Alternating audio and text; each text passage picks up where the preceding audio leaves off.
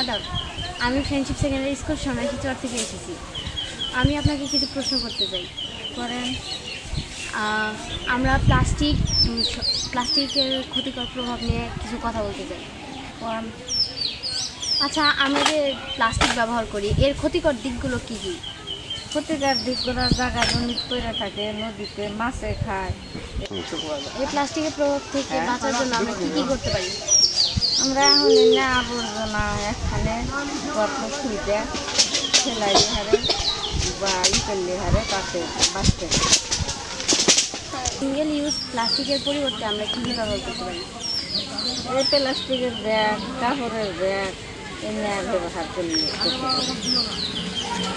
ঠিক আছে, ধন্যবাদ আপনাকে। ভালো থাকে।